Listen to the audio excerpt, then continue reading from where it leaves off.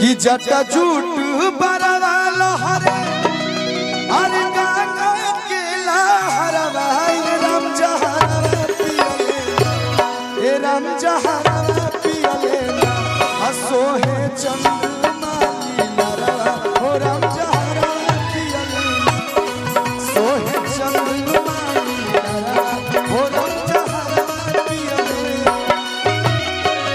दिखी के गोरिया शिवजी उठवले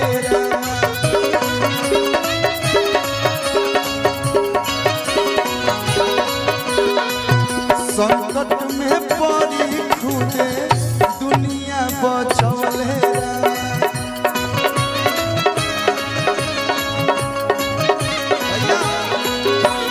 भोकल उठा के रखा मॉनिटर में खाली निदम में सुनाता कि अरे जटा झूठ बरवा लहरे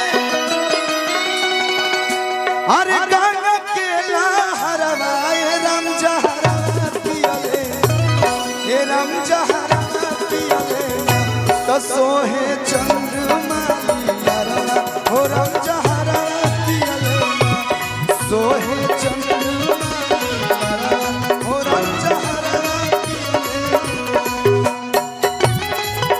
बहुत बहुत धन्यवाद।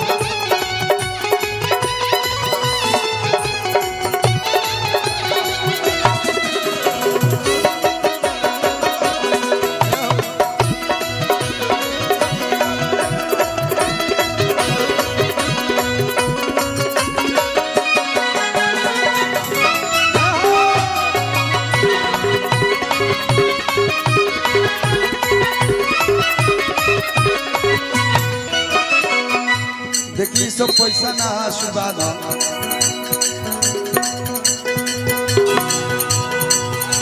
नमः पार्वती पते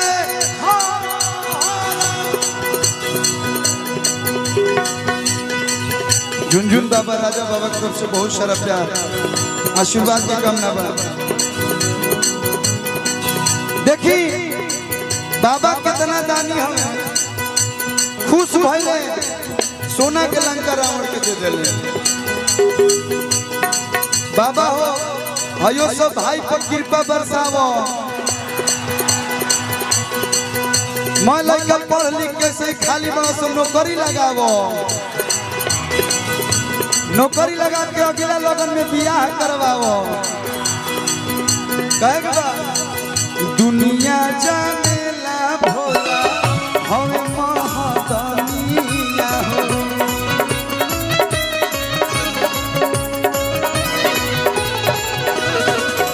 अपने रहे भोला टूटही पलनिया हो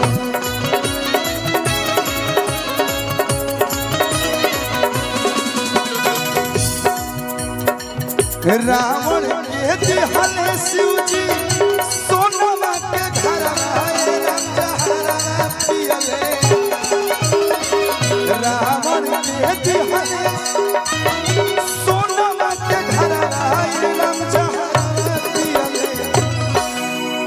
देखिए इतना देवता बाड़े लेकिन जहर के पियलो केकरा में बचावे के शक्ति बा अली बाबा में किया रे सोना के घरवा दिहनी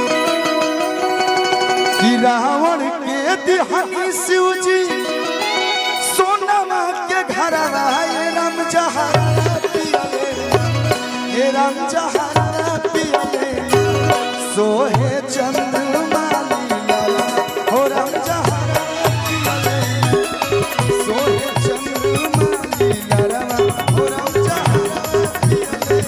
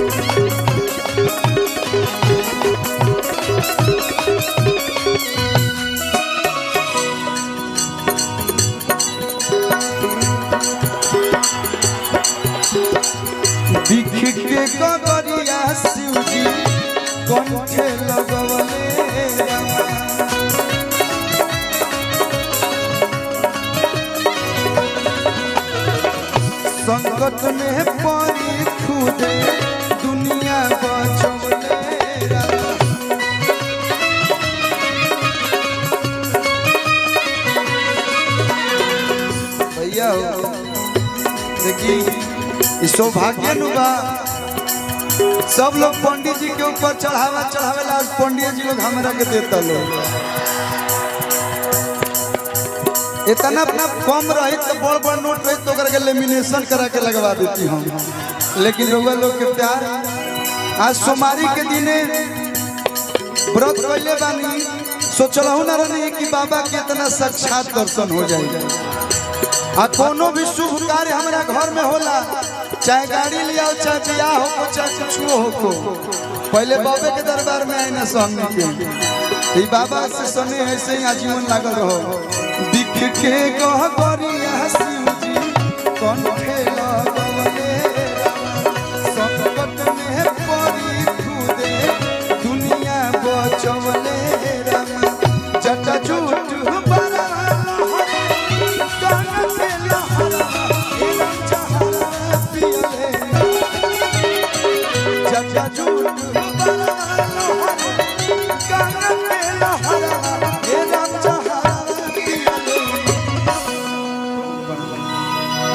जगहिया तरी बड़ा सचेत हो गई भाई। बतावा हो भाई एक टावर से देखो तेरे सन होने 2 टावर से इन्हें तो टावरे नहीं के बुझात कुछ, लेकिन तब वो प्यार बा ये भक्ति बा बाबा के। हे राम जहरवा पियले असो हे चंद्रमा ओ राम जहरवा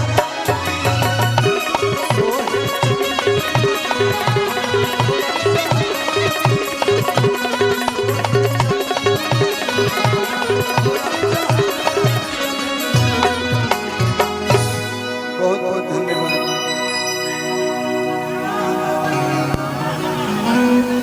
नोट तो ऐसे उड़ल बुझाइल कि अभी एटीएम से आई है।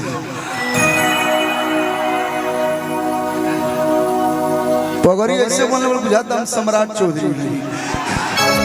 बहुत बहुत धन्यवाद। नहीं नेता उता नहीं के बने के हमारा रउआ लोग के भक्त बने के रउआ लोग भगवान बने।